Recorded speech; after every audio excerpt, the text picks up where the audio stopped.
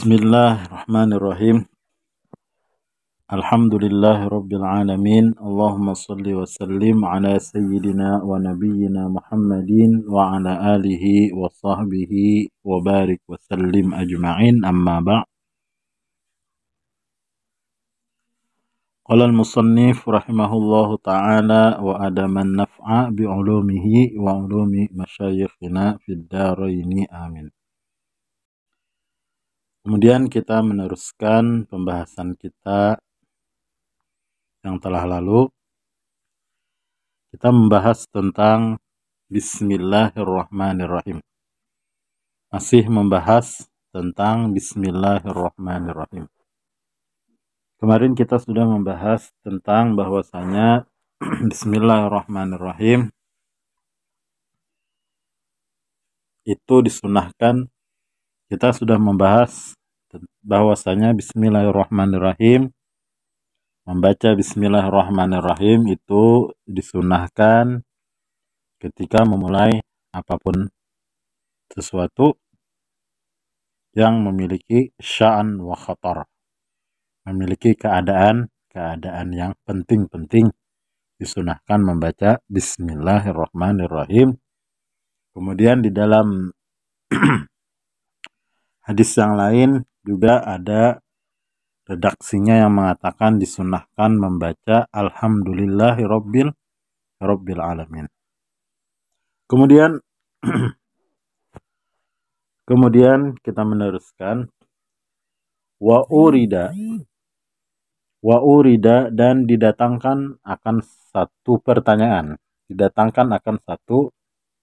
pertanyaan, masalah anna kullam minal basmalati wal hamdalati min afradi mawdu'i qadiyatil hadisi,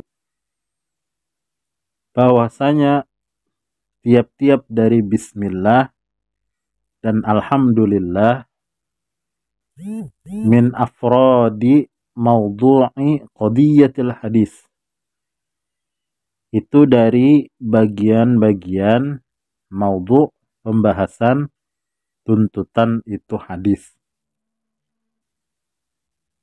Qadiyatul hadis, tuntutan itu hadis adalah perkara yang memiliki sya'an wa khatar, perkara yang dianggap bagus, perkara yang memiliki keadaan yang bagus, itu disunahkan diawali dengan bismillah atau alhamdulillah.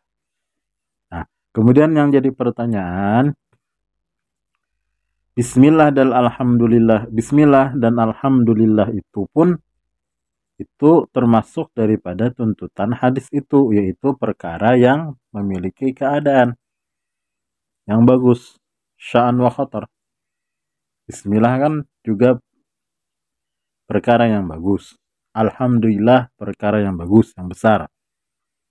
Berarti bismillah dan alhamdulillah itu pun fayahtaju kullum minhuma hina idzin ila sabqi mislihi. Fayahtaju kullum minhuma, maka berhajatlah tiap-tiap dari keduanya, itu baik bismillah dan alhamdulillah, hina idzin ketika itu, ila sabqi mislihi kepada mendahului seumpamanya. Maksudnya berarti kalau dia membaca alhamdulillah, tuntutan itu hadis, berarti dia lebih dahulu membaca bismillah. Namun di dalam tuntutan hadis juga, bismillah itu perkara yang bagus, berarti disunahkan membaca alhamdulillah. Alhamdulillah itu perkara bagus, disunahkan membaca bismillah. Atau bismillah itu perkara bagus, disunahkan membaca alhamdulillah. Atau misalnya bismillah itu kan perkara bagus, perkara yang baik. Nah, jadi sebelum membaca bismillah, maka tuntutan hadis juga membaca bismillah. Alhamdulillah perkara yang bagus. Jadi kalau tuntutan hadis, sebelum membaca alhamdulillah juga membaca alhamdulillah.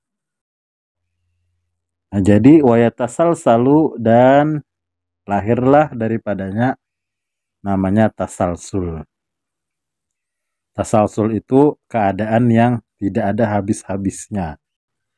Ta'rifnya yaitu kata ulama, at-tasalsulu huwa tartibu umurin ghairu mutanahiyatin, yaitu menyusunnya suatu perkara yang tidak ada akhirnya, tidak ada batas akhirnya. Artinya tidak ada hingganya, tak terhingga. Misal contoh tasalsul, misalkan ada yang mengatakan bahwasanya Allah atau Tuhan, Allah Subhanahu wa Ta'ala itu diciptakan baharu atau baru. Nah, kalau Tuhan itu, Allah Subhanahu wa Ta'ala itu baru diciptakan, berarti definisi Tuhan adalah sesuatu yang diciptakan. Kalau begitu, yang menciptakan Tuhan itu ada juga yang menciptakan. Yang menciptakan Tuhan itu harus juga ada yang menciptakan. Terus sampai tidak ada akhir. Itu namanya tasalsul dalam ilmu kalam. Itu namanya tasalsul di dalam ilmu kalam. Ada juga yang namanya daur. Kalau daur itu kembali berputar-putar. Misal contoh, ayam asalnya dari apa? Dari telur. Telur dari apa? Dari ayam. Ayam dari apa? Dari telur. Terus berputar-putar di situ saja. Nah, itu namanya sedikit kita membahas tentang tasalsul. Ini sering dibahas di dalam ilmu kalam. Jadi ketika dia membaca bismillah berarti disunahkan juga sebelumnya membaca bismillah atau alhamdulillah. Ketika dia membaca alhamdulillah, maka disunahkan juga dia membaca bismillah atau alhamdulillah. Nah, jadi kata beliau, kata orang yang bertanya ini, itulah lazim daripadanya tasalsul. Kemudian beliau meneruskan, wa ujiba, dan dijawab, kata beliau, bi anna kullam minhuma, dengan bahwasanya tiap-tiap minhuma dari keduanya, yaitu bismillah dan alhamdulillah,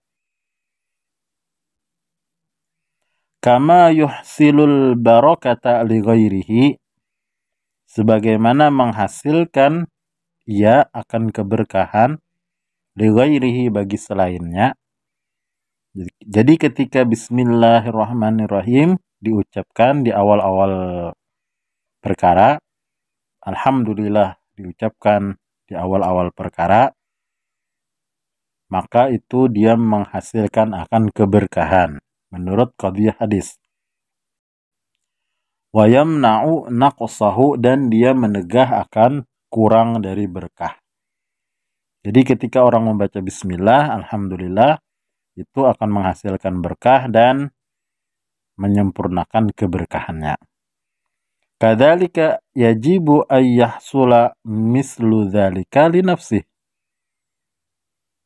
Seperti demikian juga wajiblah ayyahsula, bahwasanya hasil, ayyahsula bahwa hasil, mislu dzalika seumpama yang demikian, li nafsihi bagi dirinya. Jadi sebagaimana dia memberikan keberkahan, dia pun juga sudah menghasilkan berkah. Bandingannya, contohnya seperti apa? Kasyati minal arba'ina, seperti seekor kambing, minal arba'ina yang diambil dari 40 ekor kambing untuk membayar zakat ternak. Yang satu itu membersihkan, tuzakki nafsaha, dia membersihkan akan dirinya, wa ghairaha, dan yang lainnya. Sekalipun seakan-akan dia itu asalnya yang 40 itu kotor, diambil satu lalu bersih, bukan berarti yang satu itu kotor, yang tersisa yang bersih, bukan. Yang satu ini yang diambil ini pun hakikatnya dia juga dia juga bersih seperti dengan yang tersisa itu. Itu maksud beliau.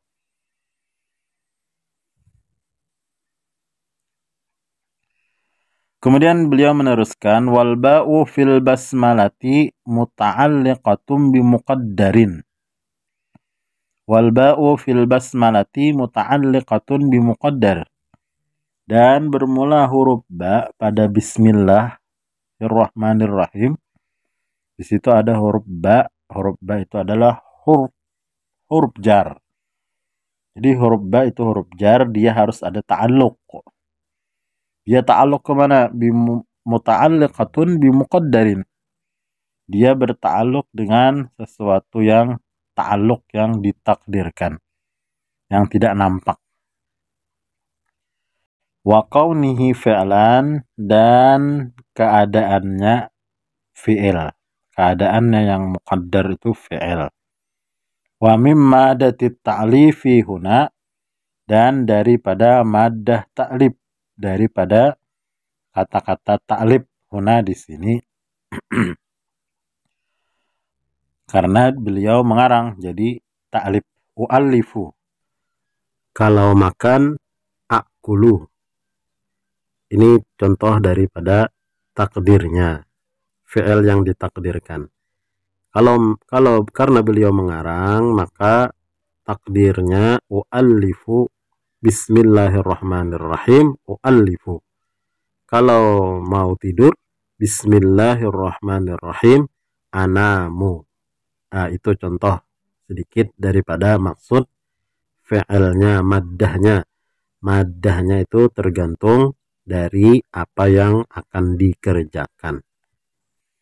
Wa mutaakhiran, dan hendaknya di belakang, letaknya di belakang dari bismillahirrahmanirrahim, aula, lebih utama. Ammal awalu, adapun yang pertama, kenapa keadaannya itu harus fi'il, yang ditakdirkan itu harus fi'il. Jadi ba-nya itu bismillahirrahmanirrahim itu huruf jar, dia berta'alluq dengan sesuatu.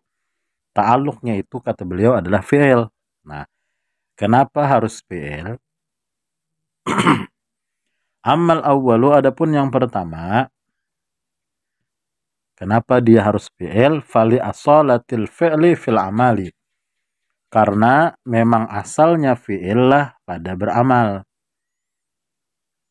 Sesuatu kalimat yang beramal, yang menjadi amil, itu biasanya adalah fi'il. Asal sesuatu yang beramal itu adalah fi'il. Wa amma tsani, adapun yang kedua, itu maksudnya adalah terdudi, di belakang letaknya. Fali annahu amassu bil maqam. Karena dia bahwasanya itu lebih layak, lebih patut bil maqam, dengan tempatnya. Tempatnya itu harus di belakang, karena kan dimulai dengan bismillah. Jadi hendaknya yang ditakdirkan ini di belakang. Karena la yus'iru taqdiru khilafihi. Karena bahwasanya la yus'iru taqdiru khilafihi, tidak memberikan isyarat, mentakdirkan menyalahinya, bima ju'ilatil basmalatu mubtada'an lahu, dengan sesuatu yang dijadikan bismillah itu mubtada'an lahu, dimulai lahu baginya. Karena bismillah itu dimulai, maka kata beliau itu tidak bisa menyalahinya, karena bismillah itu harus di depan. Berarti dia letaknya di belakang. Kemudian wa amma tsalisu, adapun yang ketiga, maksudnya lebih utama lagi di belakang.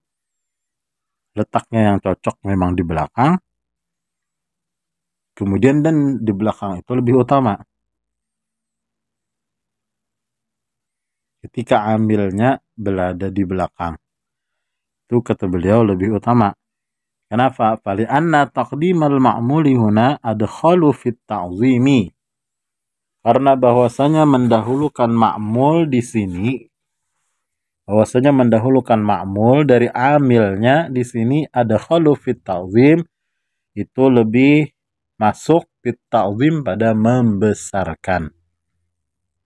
Wadalun alal ikhtisasi, dan menunjukkan alal ikhtisasi atas khusus. Di situ ada makna khusus. Ketika didahulukan ma'mul ketimbang amil, di situ ada ma'ani, ada makna, ada pemahaman khusus dan membesarkan. Ketika dia meletakkan Bismillahirrahmanirrahim di depan, itu di situ ada ta'zim.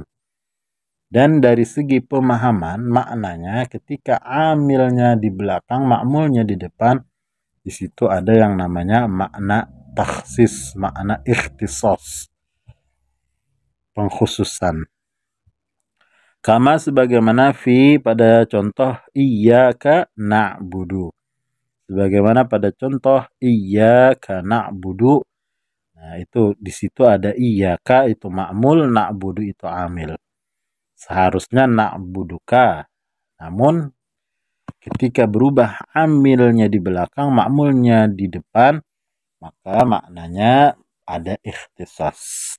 Apa maknanya? Hanya engkaulah, hanya kepada engkaulah kami menyembah. Hanya kepada engkau kami menyembah. Di manakah datangnya itu hanya kepada engkau? Itu ketika adanya ma'mul di depan, amil di belakang. Nah, itu kita membahas tentang ba, huruf ba dari kata-kata dari kalimat Bismillahirrahmanirrahim.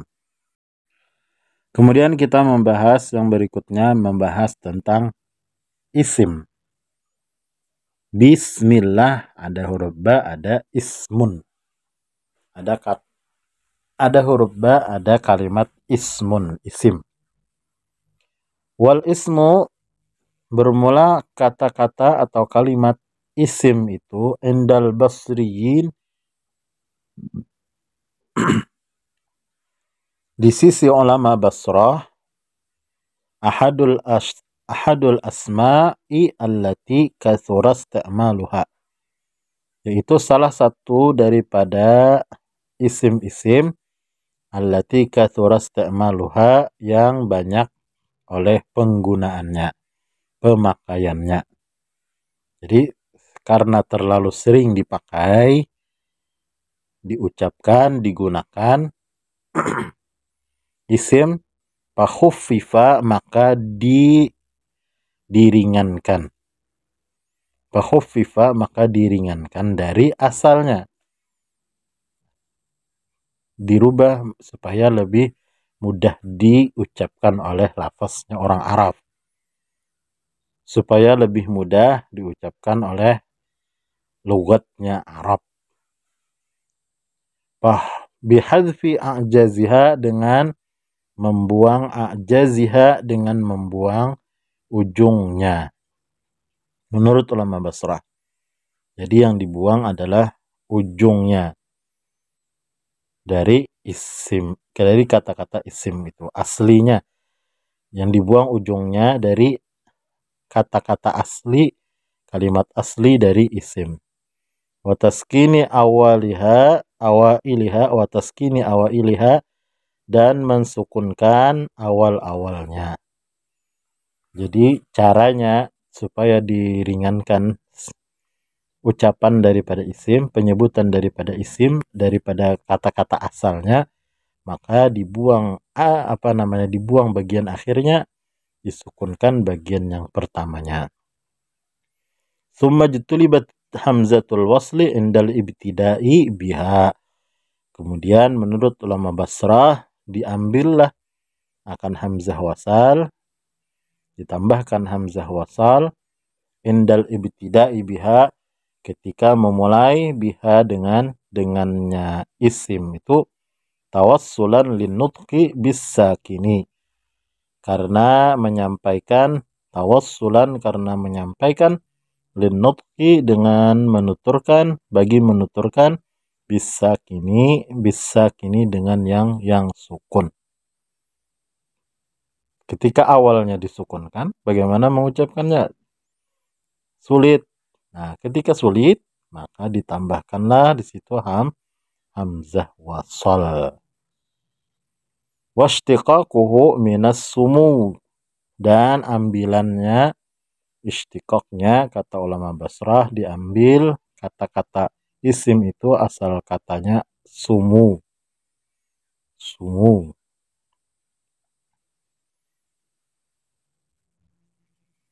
Fa'asluhu indal basariyin, maka asalnya sumu, asalnya isim itu fa'asluhu, maka asalnya isim itu indal basariyina, di sisi ulama Basrah itu adalah sumwun.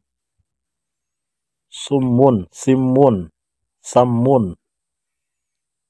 Wa waznuhu, timbangannya, wazannya fu'lun, fa'lun, fi'lun.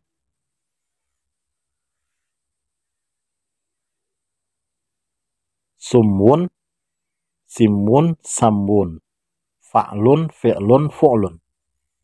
Wa ba'da taghyir, dan sesudah dia dirubah, ditakhfif supaya lebih mudah pengucapannya, if'un. Berubah dia jadi if'un.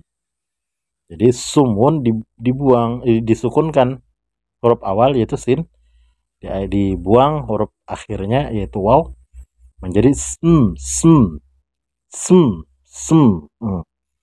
Kemudian ditariklah hamzah wasal, ditambahkan di depannya, menjadilah dia ismun, if'un. Itulah prosesnya ya. Prosesnya menurut ulama Basrah. Wa indal kufiyin, kemudian di sisi ulama Kufah. Nah, ini rival dari ulama Basrah. Di sisi ulama Kufah, asluhu, asalnya wasmun. Asalnya daripada ismun itu, asalnya daripada wasmun.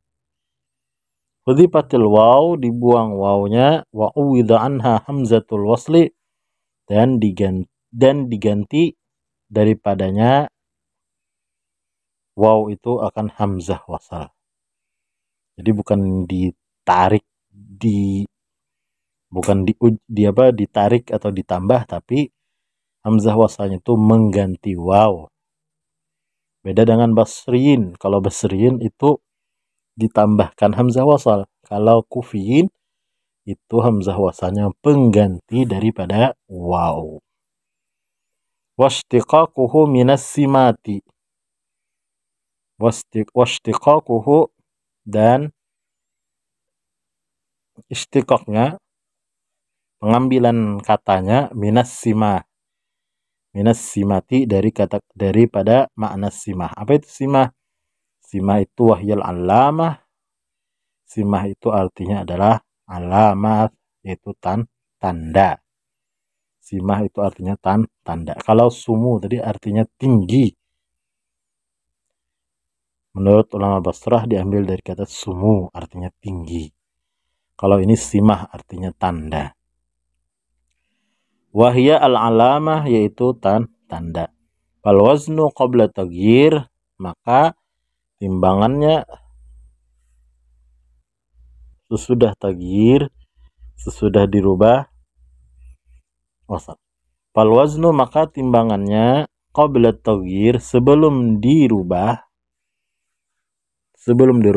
itu fa'lun atau fi'lun atau fu'lun. Fa'lun, fi'lun, fu'lun, wa ba'dahu, dan sesudah dirubah menjadi i'lun. Ismun, i'lun. Nah, itu kita masih membahas tentang Bismillahirrahmanirrahim. Pertemuan yang sekarang kita baru membahas ba, dan yang kedua kita membahas ismun. Baru bismi. Nah, nanti kita akan membahas Allah. Bismillah. Jadi kesimpulannya kata beliau, ba-nya itu huruf jar yang ta'alluqnya itu tidak nampak. Namun ta'alluqnya itu adalah berbentuk fi'il. Kemudian maknanya u'allifu, mengarang, dan letaknya hendaknya di belakang daripada Bismillahirrahmanirrahim. Kemudian yang kedua, isim itu dipindah atau dirubah dari asalnya. Tujuannya dari isim itu dipindah atau dirubah dari kalimat asalnya, tujuannya litakhfif, untuk memudahkan pengucapannya bagi lugat Arab. Nah, namun perbedaan antara ulama Basrah dengan ulama Kufah tentang istiqaq daripada itu isim dan asal timbangannya dan perubahan-perubahan bagaimana, itu perbedaan antara ulama Basrah dan ulama Kufah. Kalau ulama Basrah itu perubahannya adalah dengan cara dibuang huruf akhir disukunkan huruf awal. Kalau ulama Kufah dibuang huruf awalnya yaitu waw, kemudian diganti dengan hamzah wasal. Jadi kalau Basrah tadi itu dibuang akhirnya, disukunkan awalnya, diambil daripadanya, ditambahkan dengan hamzah wasal. Tapi kalau ulama Kufah mereka mengatakan dibuang huruf awalnya kemudian diganti dengan hamzah.